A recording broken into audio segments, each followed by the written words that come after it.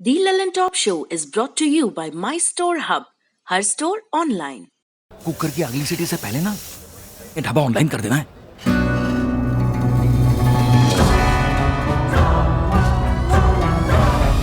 हम हो गए ऑनलाइन।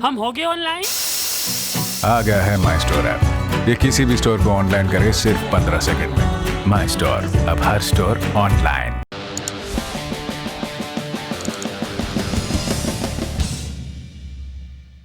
नमस्कार, सौरभ द्विवेदी नाम है हमारा और आप देखना शुरू कर चुके हैं दी लल्लन टॉप शो। ये बड़े दिनों बाद हुआ कि केंद्र की मोदी सरकार के खिलाफ भारत बंद के किसी ऐलान को इतनी गंभीरता से लिया गया हो। किसी बंद की सफलता का पैमाना यही होता है कि कितनी जगह उसके चलते सब कुछ ठप रहा, जनजीवन अस्त व्यस्त रहा। इसलिए भाजपा शासित राज्य 8 दिसंबर की सुबह से चीख चीख कर बता रहे थे कि हमारे यहाँ बंद बेअसर है। फिर भी कहीं से टायर जलने की खबर आई तो कहीं से पार्टी कार्यकर्ताओं में टकराव की। ये अच्छी बात रही कि कहीं से किसी अप्रिय घटना की खबर समाचार लिखे जाने तक नहीं आई। फिर दिल्ली में सुनाई दिया कि किसानों से 6वें दौर की बातचीत के पहले केंद्रीय गृह मंत्री अमित शाह किसान नेताओं से मिलेंगे। मोदी सरकार का दूसरा सबसे ताकतवर शख्स किसानों को वक्त दे रहा है। इसे भारत बंद की सफलता माने, किसान आंदोलनों का दबाव, या फिर सरकार की तरफ से एक और प्रयास अपना स्टैंड समझाने का, गतिरोध दूर करने का, इसके बारे में बात करेंगे दिन की बड़ी खबर में। लेकिन पहले रोज की तरह आपको दिखाएंगे दिन की तस्वीर। जब पहला पहिया बना तब तस्वीर खींचने वाला कोई नहीं था। यह मनुष्य की प्रगति के लिहाज से एक बड़ा कदम था। लेकिन जब एक संक्रमण ने हमारे जीवन के पहिए को रोका तब की विभीषिका तस्वीरों में दर्ज है और ज़हन में भी। अब पहिया बेखौफ दौड़ेगा फिर से, क्योंकि कोरोना संक्रमण का टीका आ गया है और लोगों को लगने लगा है। ब्रिटेन में टीके के लॉन्च के बाद पहला टीका लगाया गया मार्गरेट कीनन नाम की महिला को। जीके का सवाल है, रट लीजिए, मार्गरेट कीनन। ये उन्हीं की तस्वीर है जो आपको स्क्रीन पर नजर आ रही है। मार्गरेट 90 बरस की है, अगले हफ्ते 91 की हो जाएंगी। अपने यहाँ ऐसी उम्र की महिलाओं को नानी या दादी कहकर बुलाया जाता है। तो नानी मार्गरेट को यूनिवर्सिटी हॉस्पिटल कोवेंट्री में 8 दिसंबर की सुबह 6:31 पर टीका लगाया गया और इसी के साथ ब्रिटेन में आम लोगों को टीका लगने लगा। इस दिन का इतनी बेसब्री से इंतजार था लोगों को कि 8 दिसंबर को वी डे कहा जाने लगा, वैक्सीन डे, वी डे। आपको ये जो डे वाला नोमेनक्लेचर है इसका भी एक एनेक्डोट सुना देते हैं। सेकेंड वर्ल्ड वॉर में हिटलर पर पश्चिम की तरफ से निर्णायक लड़ाई शुरू हुई 6 जून 1944 को। इस दिन मित्र देशों की सेनाएं फ्रांस में नॉर्मंडी के किनारे उतरी थी ताकि फ्रांस और फिर पश्चिमी यूरोप को नाजी जर्मनी के हिटलर के कब्जे से आज़ाद कराया जा सके। इस दिन को कहा गया डी डे। अब आपको वैक्सीन वाले वी डे का मतलब और वजन समझ में आ गया होगा। वैसे उस दिन जिस दिन सब हिसाब होंगे उसके लिए भी इस तरह के अल्फाज खूब इस्तेमाल होते हैं। अब आज की घटना पर लौटते हैं। ब्रिटेन की सरकार ने लोगों से संयम बरतने की अपील की, क्योंकि शुरुआती चरण में उन्हीं लोगों को टीका लगेगा जिन पर कोरोना संक्रमण का खतरा ज्यादा है। आज के दिन 2 भारतवंशियों को, डॉक्टर हरि शुक्ल और उनकी पत्नी रंजन को भी ब्रिटेन में टीका लगा। तो इस हिसाब से वो पहले भारतवंशी हो गए जिन्हें कोरोना का टीका लगाया गया। आप पूछ सकते हैं, टीका तो रूस और चीन भी बना चुके हैं और वहां ये लोगों को लगाया भी जा रहा है, तो फिर ब्रिटेन में फाइजर के टीके को पहला कैसे कहा जा सकता है? जवाब यह है कि रूस और चीन दोनों ने टीके को अनुमति देने से पहले उसके ट्रायल से संबंधित जानकारी को सार्वजनिक नहीं किया। इन दोनों देशों के टीकों को लेकर जो दावे हैं उन्हें इंडिपेंडेंटली वेरीफाई नहीं किया जा सकता। लेकिन पश्चिम में जो टीके आए उन्हें नियामक संस्थाओं की बताई गाइडलाइंस का पालन करना पड़ा। उन्होंने अपने सब आंकड़े साझा किए। 3 चरणों में ट्रायल हुआ, इसके नतीजों का अध्ययन हुआ, उन्हें पब्लिक किया गया और उसके बाद इमरजेंसी अप्रूवल मिला। इसलिए पश्चिम में अप्रूव हुए किसी टीके को लेकर दुनिया में ज़्यादा भरोसा है। और जब मैं कह रहा हूँ कि पब्लिक किया गया तो ऐसा नहीं कि जनता के बीच बांट दिया गया, नियामक संस्थाओं के साथ सब शेयर किया गया। जानकारी बांटने में संस्थाओं ने कोताही नहीं की। जिन्होंने बनाया उन्होंने भी, जिन्होंने जांच की उन्होंने भी, वैज्ञानिक बिरादरियों के बीच। इसलिए इस टीके की प्रामाणिकता ज़्यादा है। आखिरी में सवाल ये उठता है कि हमारे देश में, भारत में किस तरह काम होता है, रूस की तरह या ब्रिटेन की तरह? तो इसका सीधा जवाब है नहीं। भारत में भारत की तरह काम होता है, लेकिन जितनी सावधानियां भारत की नियामक संस्थाएं बरतती हैं उन्हें देखकर हम कह सकते हैं कि इस मामले में हम ब्रिटेन के ज़्यादा करीब होंगे। हमारे यहाँ भी पारदर्शिता है। भारत में भी एक्सटेंसिव ट्रायल हुए और उसके बाद ही टीके को अनुमति दी जाती है। ये प्रक्रिया है जिसका पालन हो रहा है। लगे हाथों आपको प्रधानमंत्री नरेंद्र मोदी, उन्होंने आज वैक्सीन पर क्या नई बात कही ये भी बता दें। प्रधानमंत्री आज इंडियन मोबाइल कांग्रेस को संबोधित कर रहे थे। यहाँ उन्होंने कहा कि मोबाइल तकनीक ने महामारी के दौर में लोगों तक राहत पहुंचाई और अब इसका इस्तेमाल दुनिया के सबसे बड़े कोविड-19 टीकाकरण अभियान में भी होगा।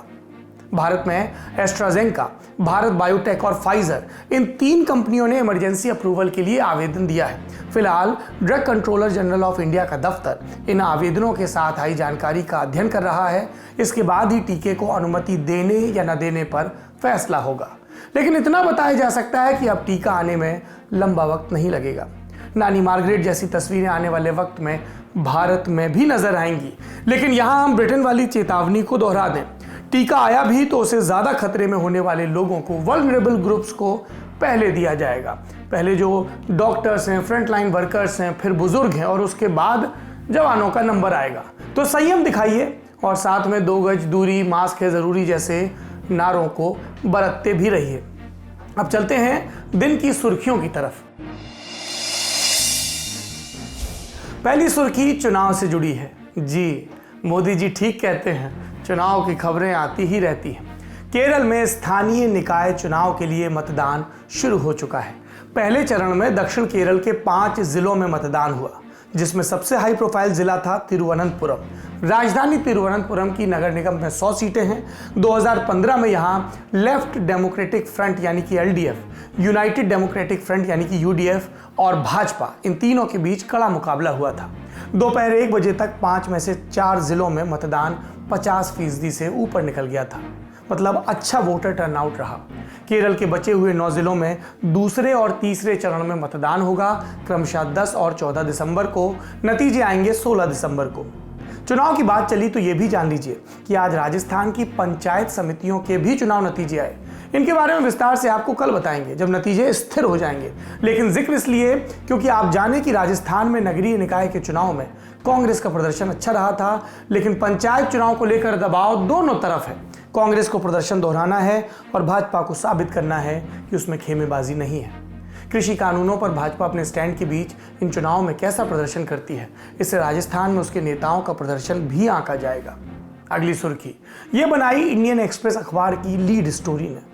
अखबार ने आज पहले पन्ने पर खबर दी कि मई के महीने में सरकार ने सेना को संकेत दिए थे कि वास्तविक नियंत्रण रेखा यानी कि LAC के इलाके में 6-7 जगहों पर कब्जा किया जाए।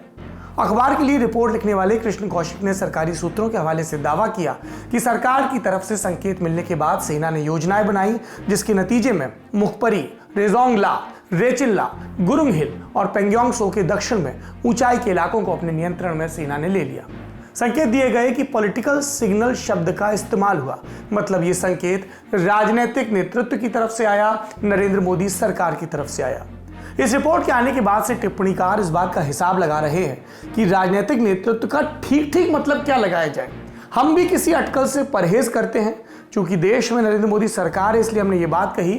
फिलहाल इसको यहीं छोड़ते हैं। जब और पक्की जानकारी उपलब्ध होगी तब आपको विस्तार से इसके बारे में बताएंगे। अगली सुर्खी ये बनी सेनाध्यक्ष जनरल MM नरवणे के संयुक्त अरब अमीरात और सऊदी अरब के दौरे से। जनरल साहब इस यात्रा के दौरान दोनों देशों के वरिष्ठ सैनिक अधिकारियों से मिलेंगे। ये पहली बार है कि भारत से कोई सेनाध्यक्ष UAE या सऊदी अरब के दौरे पर गया। UAE का दौरा 9 से 10 दिसंबर को है और सऊदी अरब का दौरा 13 और 14 दिसंबर को। मतलब जनरल साहब अभी जाएंगे। सेना अपने लिए कराकाल से राइफल भी लेने वाली है, जो कि UAE की कंपनी है, यानी सैन्य रिश्ते हैं। अब चलते हैं आज की बड़ी खबर पर। आज किसानों के प्रदर्शन का 13वां दिन है। 13वें दिन प्रदर्शन का नेक्स्ट लेवल दिखा। आज किसानों ने देश भर में भारत बंद रखा था, जिसे विपक्षी पार्टियों का समर्थन मिला था। सुबह 11 बजे से लेकर दोपहर 4 बजे तक भारत को बंद रखने का कार्यक्रम था। तो कितना बंद रहा भारत, इस पर बात करेंगे। लेकिन इस बात से पहले किसानों से निपटने के लिए, उन्हें मनाने के लिए सरकार के अगले कदम क्या हैं, इन पर चर्चा कर लेते हैं।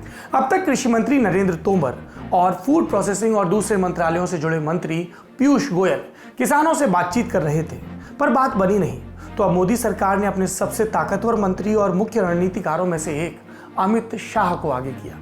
आज शाम को अमित शाह ने कुछ किसान संगठनों से बात की। ये कौन से किसान संगठन है?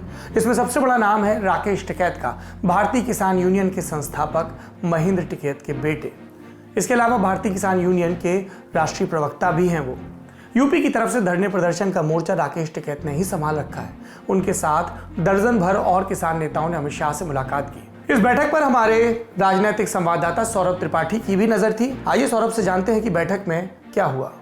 केंद्रीय गृह मंत्री अमित शाह ने आज किसान गुटों के कुछ नेताओं से मुलाकात की। पूरे देश का मीडिया जुटा था अमित शाह के आधिकारिक आवास के बाहर और बैठक हो गई इंडियन एग्रीकल्चरल रिसर्च इंस्टीट्यूट माने पूसा इंस्टीट्यूट में। यह अमित शाह के घर से पास ही पड़ता है। कयास लगाए गए कि बैठक को मीडिया के हो हल्ले से दूर ले जाने के लिए बैठक का मौका बदला गया, लेकिन ये जानकारी वक्त रहते किसान नेताओं तक नहीं पहुंची तो गफलत हुई। किसान नेता रुल्दू सिंह मानसा और बोध सिंह मानसा को लेकर खबर आई कि वो बैठक में हिस्सा नहीं लेंगे क्योंकि बैठक की जगह को लेकर भ्रम था। थोड़ी देर बाद खबर आई कि दोनों नेता बैठक के ठीक मौके पर पहुंच गए हैं। रुल्लू सिंह मानसा ने बैठक से पहले ही प्रेस से कहा था कि कोई बीच का रास्ता नहीं है। किसान नेता गृह मंत्री से हां या ना में जवाब सुनना चाहते हैं। बैठक में राकेश टिकैत भी थे। कुल 13 किसान नेताओं को इस बैठक में बुलावा भेजा गया था। कृषि बिल पर बैठक थी तो नरेंद्र सिंह तोमर भी मौजूद थे। 8 दिसंबर की रात 10:15 बजे तक मीटिंग में क्या हुआ यह सार्वजनिक नहीं हुआ है। लगता है कि 9 दिसंबर की सुबह तक ही मालूम चलेगा कि सरकार ने किसान नेताओं से क्या बात की। इसके अलावा भी सरकार में कई स्तरों पर हलचल दिखी। आज हरियाणा के मुख्यमंत्री मनोहर लाल खट्टर ने कृषि मंत्री नरेंद्र तोमर से मुलाकात की। इस मुलाकात के मायने ये लगाए जा रहे हैं कि हरियाणा में खट्टर सरकार खतरे में है।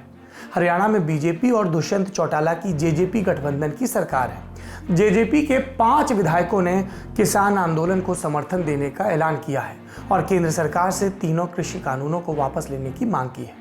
ये ट्रेंड बीजेपी के लिए चिंताजनक है क्योंकि 2 दिन पहले जेजेपी के सिर्फ एक एमएलए ने किसानों को समर्थन देने का ऐलान किया था। इनकी गिनती बढ़कर अब 5 हो गई। और टोटल गिनती क्या है हरियाणा की? विधानसभा की कुल 90 सीटें हैं। बीजेपी 40 सीटों पर जीती थी। 10 सीटें दुष्यंत चौटाला की जेजेपी ने जीती थी। इन दोनों ने मिलकर सरकार बनाई, यानी कि जो बहुमत का 46 का आंकड़ा है उसे पार किया। अगर जेजेपी बीजेपी की सरकार से समर्थन वापस ले लेती है तो मनोहर लाल खट्टर के पास बहुमत नहीं रह जाएगा, सरकार गिर सकती है। उधर कांग्रेस के नेता, मुख्य विपक्षी दल के नेता, कांग्रेस के भूपेंद्र सिंह हुड्डा जो पूर्व मुख्यमंत्री हैं, 10 साल मुख्यमंत्री रहे, वो लगातार इस तरह के बयान दे रहे हैं कि चौटाला की पार्टी की, दुष्यंत की पार्टी के विधायक जो हैं वो हमारे संपर्क में हैं। तो एक पॉलिटिकल क्राइसिस ये भी पैदा हो रही है। केंद्र की मोदी सरकार के लिए किसानों से निपटने के अलावा दूसरी बड़ी चिंता यही है कि राज्य की सरकार को खतरा न हो। विपक्षी दलों की बात करते हैं। उन्होंने बुधवार 9 दिसंबर को शाम 5 बजे राष्ट्रपति से मिलने का वक्त लिया है। राहुल गांधी, शरद पवार और सीताराम येचुरी जैसे विपक्ष के नेता राष्ट्रपति रामनाथ कोविंद से किसानों के मुद्दे पर मिलेंगे। पंजाब के किसान संगठनों की भी कल सरकार के साथ बैठक तय है और उस बैठक से पहले और भारत बंद के बाद किसानों ने प्रेस कॉन्फ्रेंस की। जी, अब किसानों की बात, आपने सरकार की बात सुनी, किसानों की सुनिए। क्या कह रहे हैं हमारे देश के किसान? 30 जथेबंदी या 32 जथेबंदी नहीं बल्कि पूरे देश का आंदोलन है। पंजाब का आंदोलन ये ना समझा जाए, सारे देश का आंदोलन है।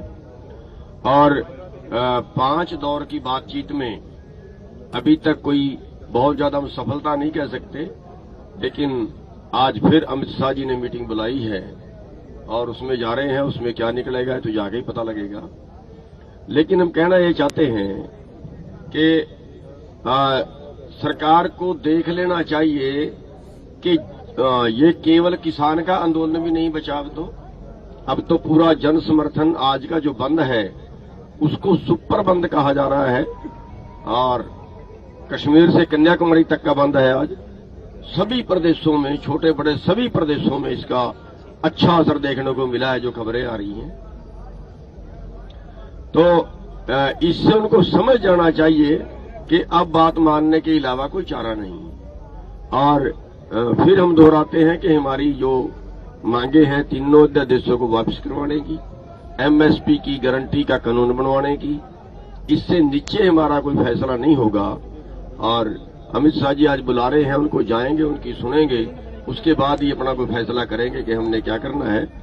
लेकिन आज का जो बंद है उसके लिए हम आपकी प्रेस के माध्यम से, मीडिया के माध्यम से सभी देशवासियों का बहुत धन्यवाद करना चाहेंगे। सभी जिन्होंने समर्थन किया है, चाहे उसमें कोई भी वर्ग है, उसमें वकील वर्ग है, पेट्रोलियम वाले हैं, ट्रांसपोर्टेशन वाले हैं, दुकानों वाले हैं, व्यापारी हैं, कर्मचारी हैं, उन सभी के अति आभारी हैं, अति धन्यवादी हैं कि जिन्होंने तहे दिल से इस बंद का समर्थन किया है और बहुत ही अच्छे तरीके से, बहुत ही शांतिपूर्वक तरीके से इस बंद को कामयाब बनाया है। पूरे देश की जनता के आगे आज हम नतमस्तक हैं कि जो देश के किसानों का उन्होंने इतना सम्मान किया है, देश के किसानों को इतना सम्मान दिया है कि उसमें अपनी मर्जी से पूरे भारत को उन्होंने आज पूरी तरह बंद जो है उस कामयाब बनाया है।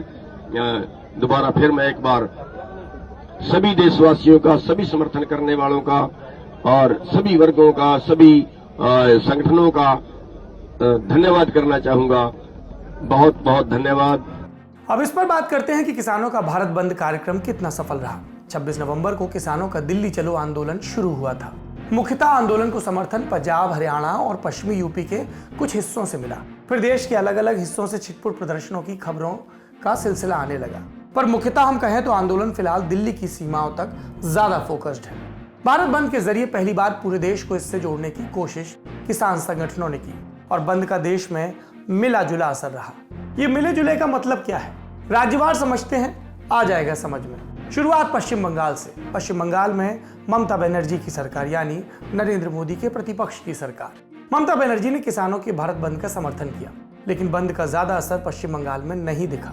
कुछ शहरों में लेफ्ट या बाकी पार्टियों के कार्यकर्ताओं ने रास्ते बंद किए। कुछ जगह टीएमसी और बीजेपी कार्यकर्ताओं में हिंसक झड़पें भी हुई। ये वीडियो पश्चिम बंगाल के उत्तरी 24 परगना जिले का है। यहाँ लेफ्ट फ्रंट के कार्यकर्ताओं ने सड़क ब्लॉक करके फुटबॉल खेलना शुरू कर दिया। उत्तरी 24 परगना में ही बीजेपी की महिला कार्यकर्ताओं की पुलिस के साथ झड़प भी हुई। जिले के डुनलोप में बीजेपी कार्यकर्ता सड़क ब्लॉक कर रहे थे और पुलिस हटा रही थी। आप कंफ्यूज मत होइए, बीजेपी किसानों के भारत बंद का समर्थन नहीं कर रही थी। उन्होंने अलग से अपना 12 घंटे का पश्चिम बंगाल बंद कार्यक्रम रखा था। सिलीगुड़ी में सोमवार को बीजेपी कार्यकर्ता की कथित रूप से पुलिस फायरिंग में मौत के विरोध में बंद का ये कार्यक्रम रखा गया था और इसके दौरान दार्जिलिंग जिले के सिलीगुड़ी में बीजेपी और टीएमसी कार्यकर्ताओं की एक बार फिर भिड़ंत हुई, पत्थरबाजी हुई। पश्चिम बंगाल से ऐसी खबरें अब लगभग रोज आ रही हैं। पश्चिम बंगाल के ही मुर्शिदाबाद में असदुद्दीन ओवैसी की पार्टी एआईएमआईएम ने किसानों के समर्थन में और नरेंद्र मोदी सरकार के खिलाफ प्रोटेस्ट मार्च निकाला। कुल मिलाकर पश्चिम बंगाल में बंद को आम किसानों का समर्थन नहीं मिला। कुछ शहरों में राजनीतिक पार्टियों के कार्यक्रम तक ही ये सीमित रहा। पश्चिम बंगाल के बाद अब बारी पड़ोसी राज्य झारखंड की।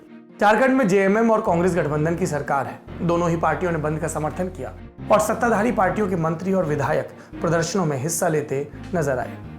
ये तस्वीरें झारखंड की राजधानी रांची की हैं।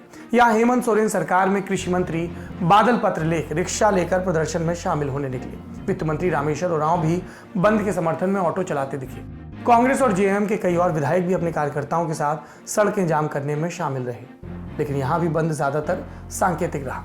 अब बारी बिहार की। एनडीए की सरकार तो बंद को सफल करने की जिम्मेदारी लेफ्ट पार्टी और आरजेडी यानी विपक्ष ने ली। राजधानी पटना में कई सड़कें जाम की गई। पटना यूनिवर्सिटी के सामने अशोक राजपथ, इसे आरजेडी, कांग्रेस और सीपीआई के छात्र संगठन एआईएसएफ से जुड़े कार्यकर्ताओं ने कई घंटे बंद रखा। सड़क पर टायर जलाने की तस्वीरें भी आईं, जो कहीं कहीं आगजनी के नाम से दर्ज हुई। पटना के अलावा बिहार के और भी शहरों में विपक्षी पार्टियों के कार्यकर्ताओं ने रास्ते रोके। मसलन बेतिया में कांग्रेस के पूर्व विधायक मदन मोहन तिवारी ने समर्थकों के साथ रास्ता जाम किया। कैमूर जिले में रास्ता बंद किया गया, हालांकि जब एम्बुलेंस पहुंची तो रास्ता दिया गया। इस बात का ध्यान आप किसी भी दल के हों हमेशा रखना चाहिए, आपका विरोध किसी व्यक्ति की जिंदगी से ज्यादा कीमती नहीं है। बिहार के बाद अब बारी यूपी की। भारत बंद का ज्यादा असर पश्चिमी यूपी में दिखा। पश्चिमी यूपी के किसान पहले से इस आंदोलन के समर्थन में जुट रहे हैं। दिल्ली से लगे गाजियाबाद और नोएडा में किसान कई दिनों से प्रदर्शन कर रहे हैं। दिल्ली और गाजियाबाद को जोड़ने वाले रास्तों पर किसानों का धरना भी चल रहा है। इसके अलावा नोएडा और गाजियाबाद, यहाँ पर अगर बाजारों की बात करें तो ये खुले रहे ज्यादातर। गाजियाबाद की पुरानी सब्जी मंडी का वीडियो देखिए, सब कुछ सामान्य। किसानों ने आज ग्रेटर नोएडा के परथला चौक पर भी रास्ता जाम करने की कोशिश की, लेकिन पुलिस ने उन्हें हटा दिया। नोएडा और ग्रेटर नोएडा में प्रदर्शनकारियों को रोकने के लिए पुलिस की पुख्ता तैयारी दिखी। ड्रोन से भी इलाकों पर नजर रखी जा रही थी। राजधानी लखनऊ की बात करें तो देवा रोड पर किसान यूनियन ने रास्ता जाम किया। पीलीभीत में सड़क जाम करने के दौरान पुलिस और प्रदर्शनकारियों में झड़प भी हुई। किसान नेशनल हाईवे 73 पर ट्रैक्टर लगाकर जाम लगाना चाहते थे। पुलिस ने रोकने की कोशिश की तो उनकी तरफ ही किसानों ने ट्रैक्टर दौड़ा दिया। कोई अप्रिय घटना नहीं घटी। सहारनपुर में स्टेट हाईवे 59A और नेशनल हाईवे 73 को भी किसानों ने जाम किया। उत्तराखंड की बात करें तो प्रदर्शन का ज्यादा असर नहीं दिखा। राजस्थान, यहाँ जयपुर में कांग्रेस कार्यकर्ता बंद के लिए निकले, लेकिन उनकी बीजेपी दफ्तर के पास बीजेपी के कार्यकर्ताओं से झड़प हो गई। खूब हंगामा हुआ। हालांकि जयपुर समेत राजस्थान के किसी भी शहर में बाजार बंद नहीं रहे। गुजरात की बात करें, यहाँ भी बंद का असर नहीं दिखा। सूरत शहर का वीडियो देखिए। मंगलवार को हर दिन की तरह बाजार में चहल पहल। कांग्रेस कार्यकर्ता सड़कें बंद कराने के लिए निकले, लेकिन उन्हें पुलिस ने रोक दिया या हिरासत में लिया। हिरासत वाली बात उत्तर प्रदेश में भी हुई। प्रियंका गांधी ने खूब सक्रिय होकर सोशल मीडिया पर कहा कि हमारे ज्यादातर जिलाध्यक्षों को पकड़ लिया गया। मध्य प्रदेश की बात करें तो यहाँ भी बंद का ज्यादा असर नहीं दिखा। राजधानी भोपाल में दर्जनों ट्रैक्टर लेकर किसान प्रदर्शन के लिए पहुंचे, लेकिन उन्हें चूना भट्टी इलाके में रोक दिया गया। महाराष्ट्र या दक्षिण के बाकी राज्यों में भी भारत बंद सांकेतिक दिखा। तो मजबूत कहां था ये? पंजाब और हरियाणा में। यहां भारत बंद का पूरा असर दिखा। हरियाणा में ट्रेड यूनियन और किसान संगठनों ने खुलकर रास्ता जाम करने में हिस्सा लिया। हिसार जिले में महिलाओं ने रोड जाम किए। प्रधानमंत्री मोदी के पुतले फूके गए। फतेहाबाद और अंबाला जैसे जिलों में रास्ते बंद रखे गए। सैकड़ों किसान सड़कों पर बैठे रहे। वाहनों की आवाजाही ठप। ऐसा ही हाल पंजाब के अलग अलग इलाकों में दिखा। पटियाला में किसानों के समर्थन में व्यापारियों ने प्रदर्शन किया और बाजार बंद रखे गए। यानी कि जिन दो राज्यों में यह आंदोलन सबसे ज्यादा मजबूत है, जहां एपीएमसी की सबसे ज्यादा खरीद है, वहीं पर सबसे ज्यादा असर दिखा। दिल्ली की भी बात कर लेते हैं। हरियाणा और पंजाब के हजारों किसान यहीं तो धरने पर बैठे हैं 13 दिनों से। दिल्ली में भारत बंद का ज्यादा असर नहीं दिखा। लाजपत नगर, सरोजी नगर जैसे कुछ बाजार रोज की तरह खुले रहे, लेकिन मुख्यमंत्री अरविंद केजरीवाल, उनके निवास के पास भारत बंद का असर दिखा। यहाँ पुलिस और आम आदमी पार्टी के कार्यकर्ताओं में झड़प भी हुई। फिर आपने आरोप लगाया कि मुख्यमंत्री केजरीवाल को पुलिस ने घर में नजरबंद कर दिया है, किसी को मिलने नहीं दिया जा रहा, और इसी बात पर हम प्रदर्शन कर रहे हैं। लेकिन बीजेपी ने केजरीवाल के घर से निकलने का एक वीडियो जारी कर कहा कि आम आदमी पार्टी वाले नजरबंद करने का झूठा दावा कर रहे हैं। तो भारत बंद कैसा था? उतना ही रंग बिरंगा जितना हमारा देश या फिर हमारी राजनीति है। अखबारों की भाषा में कहें तो बंद का मिला जुला असर। भारत बंद में कृषि कानून पर पहले से बटी राय को और भी पोलराइज किया गया है। ये साफ हुआ है कि कौन किस पाले में है या होना चाहता है। ये खेमेबंदी क्या रंग दिखाएगी, ये देखने के लिए हमें ज्यादा इंतजार नहीं करना होगा, क्योंकि अमित शाह की एंट्री हो गई है और अब मोदी सरकार बातचीत की मेज पर क्या लेकर आती है, इसमें ज्यादा संशय नहीं रहेगा। कल तक पता चल जाएगा किसान आंदोलन किस दिशा में जाएगा। ये भी गौर करने की बात यह है कि अमित शाह से मिलने के लिए सभी किसान संगठनों के प्रतिनिधियों को नहीं बुलाया गया है। क्या यहीं से कोई दरार होगी, कोई रास्ता निकलेगा? देश देखेगा। आज के लिए ललन टॉप शो में इतना ही। कल आपसे फिर मुलाकात होगी ऐसी उम्मीद है। तब तक के लिए नमस्ते। अपना और अपनों का भरपूर ख्याल रखिए, क्योंकि यही हमारे हाथ में है और यही हमें सुख देता है। हमारे अपनों के चेहरे पर प्रसन्नता। शुभ रात्रि।